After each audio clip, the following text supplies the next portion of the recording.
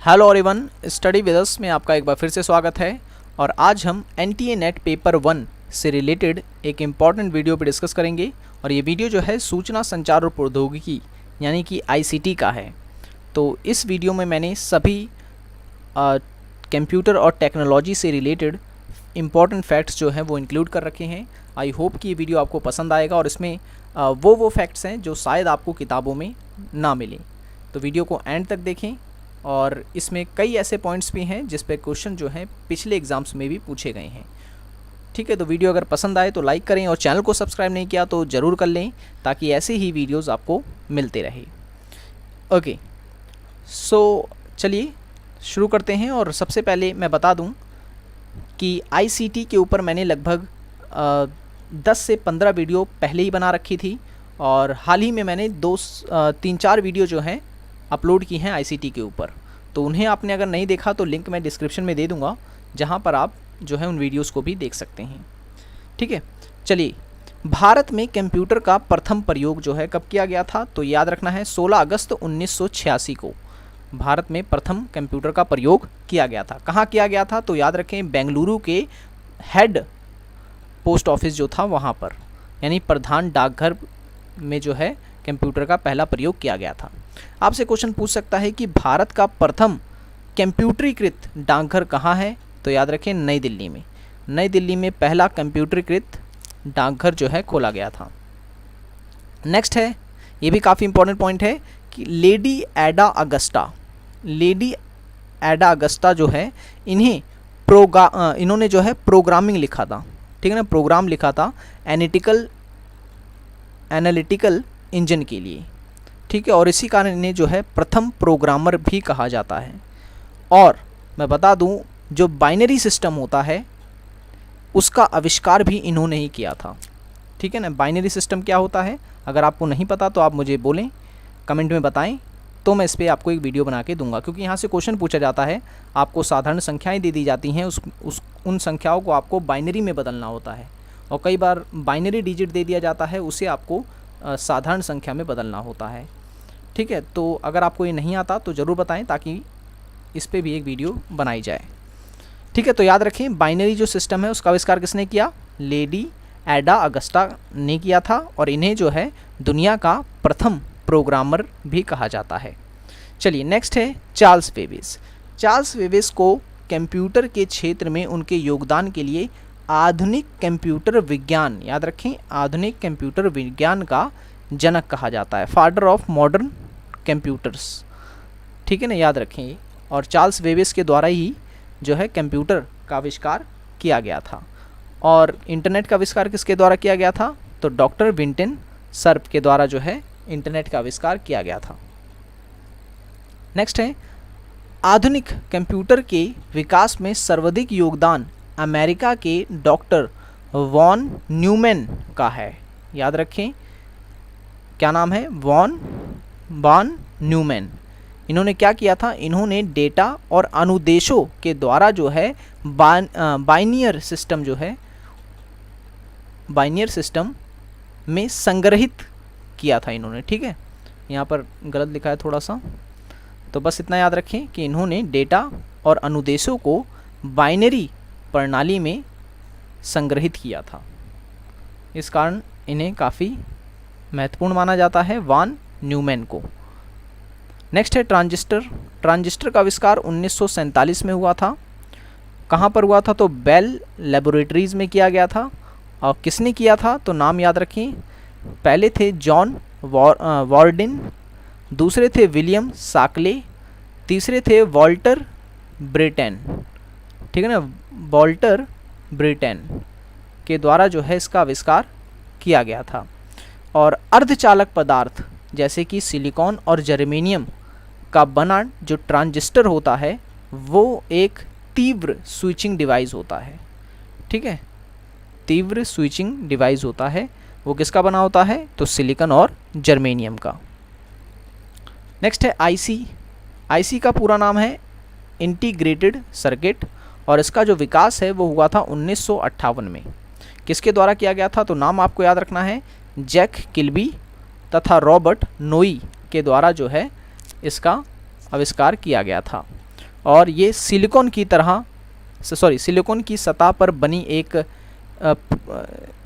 Silicon की सतह पर बनी इस प्रौद्योगिकी को माइक्रो इलेक्ट्रॉनिक्स के नाम से भी जाना जाता है। ठीक है, माइक्रो इलेक्ट्रॉनिक्स के नाम से भी जाना जाता है। और ये चिप जो होती है वो अर्धचालक पदार्थ से बनी होती है, जैसे कि सिलिकॉन या फिर जर्मेनियम। ठीक है, तो आपसे क्वेश्चन पूछा जा सकता है कि आईसी जो होती है वो किस पदार्थ से बनती है, तो वो अर्धचालक पदार्थ से बनती है, जैसे कि सिलिकॉन और जर्मेनियम। नेक्स्ट है ब्लूटूथ। ब्लूटूथ क्या होता है? नॉर्मली आप सबको इसके बारे में पता होगा कि इसकी सहायता से जो है रेडियो तरंगों द्वारा कम दूरी पर बेतार यानी बिना वायर के यानी वायरलेस तरीके से कंप्यूटर को इंटरनेट से जोड़ा जा सकता है। ठीक है ना, ब्लूटूथ से। पहले क्या होता था, डेटा का आदान प्रदान जो है वो ब्लूटूथ के माध्यम से होता था। आपको कोई फ़ोटो भेजनी है या आपको कोई फाइल भेजनी है तो एक सिस्टम से दूसरे सिस्टम में आसानी से भेजा जा सकता था ब्लूटूथ से। आज भी जो है लोग इसका प्रयोग करते हैं। नेक्स्ट पॉइंट जो है वो है विश्व का प्रथम सुपर कंप्यूटर कौन सा था? याद रखें, क्रे K1। ठीक है, क्रे K1S को जो है विश्व का प्रथम सुपर कंप्यूटर माना जाता है, जिसका निर्माण जो है अमेरिका की कीक्रे रिसर्च कंपनी ने 1979 में किया था। ठीक है ना, कीक्रे रिसर्च कंपनी। नेक्स्ट है मैग्नेटिक टेप। अब मैग्नेटिक टेप के ऊपर क्वेश्चन पूछा गया था कि मैग्नेटिक टेप का उपयोग क्या होता है। तो याद रखें, जो मैग्नेटिक टेप होती है वो भंडारण यानी स्टोरेज के काम आती है। ठीक है, डेटा वगैरह रखने के काम आती है। पहले इसका प्रयोग होता था, अब इसका प्रयोग कंप्यूटर वगैरह में नहीं होता है। और भंडारण क्षमता ये इम्पॉर्टेंट नहीं है आपके लिए। नेक्स्ट है कंप्यूटर में लगे हार्ड डिस्क को सी ड्राइव का नाम दिया जाता है। इसमें आवश्यक प्रोग्राम और डेटा स्टोर किया जाता है। देखें, अगर आप पीसी या फिर कंप्यूटर या लैपटॉप चलाते हैं तो आप के जो पीसी में विंडो डाली जाती है, जो ऑपरेटिंग सिस्टम डाला जाता है, वो सी ड्राइव में ही होता है। ठीक है ना, तो सी ड्राइव जो होती है वो कंप्यूटर की सबसे इम्पॉर्टेंट ड्राइव होती है। जितने भी सॉफ्टवेयर आप इंस्टॉल करते हैं अपने कंप्यूटर में या फिर लैपटॉप में, वो सारे के सारे स्टोर होते हैं कहाँ पर? तो सी ड्राइव में, याद रखें। ठीक है ना, तो कंप्यूटर की सबसे महत्वपूर्ण ड्राइव जो होती है वो सी ड्राइव होती है। नेक्स्ट है आधुनिक कंप्यूटर में मुख्य तौर पर मल्टी प्रोग्रामिंग ऑपरेटिंग सिस्टम का प्रयोग किया जाता है। विंडोज़ और Linux multi programming operating system है। ठीक है, किसी भी जैसे आप कंप्यूटर है या फिर कोई भी लैपटॉप होता है तो वो उसे चलाने के लिए, यूज़ करने के लिए उसमें ऑपरेटिंग सिस्टम डाला जाता है। अब ये ऑपरेटिंग सिस्टम अलग अलग हो सकते हैं, जैसे विंडोज़ हो सकता है, विंडो 7 हो सकता है, विस्टा हो सकता है, XP हो सकता है, लिनक्स हो सकता है। तो ये सब सारे जो होते हैं ये ऑपरेटिंग सिस्टम होते हैं। ठीक है, तो इसमें आपको इतना बस याद रखना है। फर्मवेयर क्या होता है? फर्मवेयर तो ये एक प्रकार का सॉफ्टवेयर है जिसे हार्डवेयर की जगह प्रयोग किया जाता है तथा रोम में रखा जाता है। उदाहरण के लिए गुणा के लिए अलग हार्डवेयर की बजाय जोड़ के लिए बनाए गए हार्डवेयर को बार बार जोड़ने का निर्देश देकर गुणा का कार्य किया जा सकता है। ठीक है, आप इतना याद रखें, जो फर्मवेयर है वो एक प्रकार का सॉफ्टवेयर है जो कि हार्डवेयर की जगह पर प्रयोग किया जाता है। नेक्स्ट है माइक्रोसॉफ्ट ऑफिस, एक एप्लीकेशन सॉफ्टवेयर होता है। ठीक है ना, और जो विंडोज़ ऑपरेटिंग सॉफ्टवेयर पर कार्य करता है। यह MS Word, MS Excel, MS PowerPoint, MS Excel और माइक्रोसॉफ्ट इंटरनेट एक्सप्लोरर, ठीक है, एक्सप्लोरर के पैकेज के रूप में आता है। ठीक है, अगर आपके घर लैपटॉप या कंप्यूटर है तो उसके अंदर ज़रूर MS ऑफिस होता है। ठीक है ना, MS ऑफिस जो होता है एक प्रकार का पैक होता है। इसके अंदर कई छोटे छोटे सॉफ्टवेयर्स हमें मिलते हैं, एप्लीकेशंस मिलते हैं, जैसे कि MS वर्ड, कोई डेटा वगैरह रखने के लिए MS वर्ड होता है, MS एक्सेल होता है। ठीक है ना, इसमें भी हम डेटा को रखते हैं। प्रेजेंटेशन बनानी होती है तो पावर पॉइंट होता है इसमें। ठीक है ना, तो इस तरीके से ये MS ऑफिस होता है। और इसका जो अपग्रेड वर्जन जो है हमेशा आते रहते हैं, अपग्रेड होता रहता है ये, जैसे कि MS ऑफिस 2003, 2007, 2016 ऐसे करके नए नए इसके वर्जन आते रहते हैं।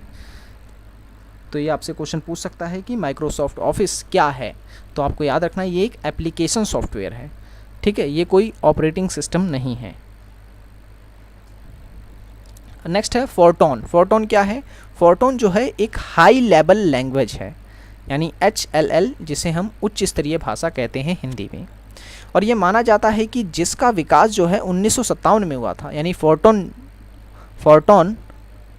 जो लैंग्वेज है उसका आविष्कार 1957 में किया गया था IBM कंपनी के द्वारा, ठीक है।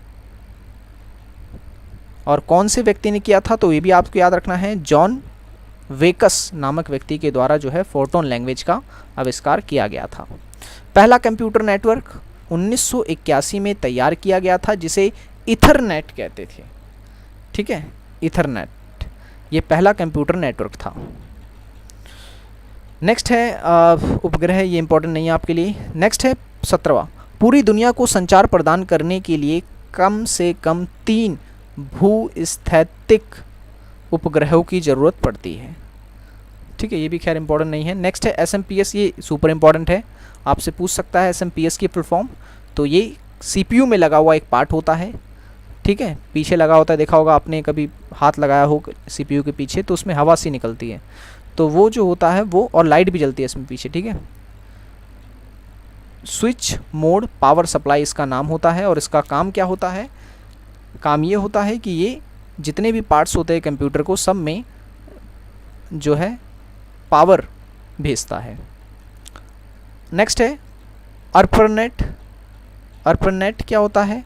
इसका फुल फॉर्म आपको याद होना चाहिए, advance research project agency, ARPANET, ARPANET, ठीक है। और advance research project agency network इसका पूरा नाम है। विश्व का ये पहला वैन है, यानी वाइल्ड एरिया नेटवर्क, जिसे अमेरिका रक्षा विभाग के लिए विकसित किया गया था, ठीक है, रक्षा विभाग के लिए बनाया गया था अमेरिका की। नेक्स्ट है ERNET, पूरी फुल फॉर्म है education and research network, Bharat के प्रत्येक जिलों को जोड़ा गया है इस नेटवर्क के द्वारा। नेक्स्ट है SWIFT, ये अंतर्राष्ट्रीय स्तर पर बैंकों को जोड़ने वाला वैन है, यानी नेटवर्क है।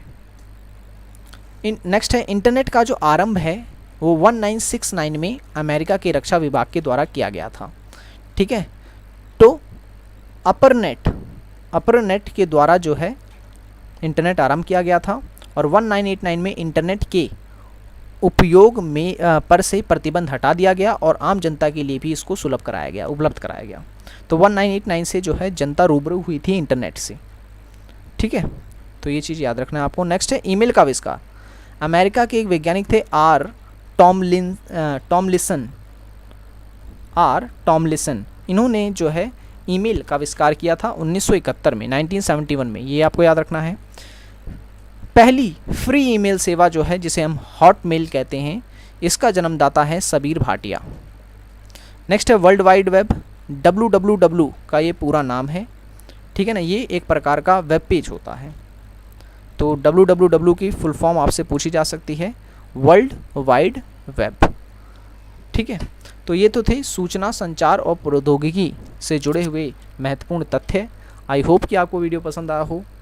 तो वीडियो पसंद आया है तो लाइक करें, और चैनल को सब्सक्राइब नहीं किया तो ज़रूर कर लें। और अगर आप और वीडियोस देखना चाहते हैं तो लिंक मैंने डिस्क्रिप्शन में दे दिया है, जहां पर आप क्लिक करते लगभग सभी टॉपिक्स पे वीडियोस देख सकते हैं। सो मिलते हैं नेक्स्ट वीडियो में। Thanks for watching this video.